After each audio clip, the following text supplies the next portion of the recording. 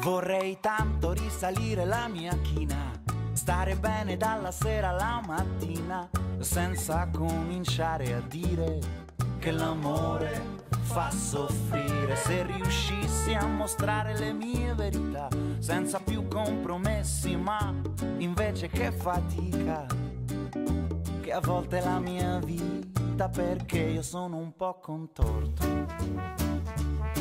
Lo dico senza esagerare, io sono contorto e questo non va a mio favore.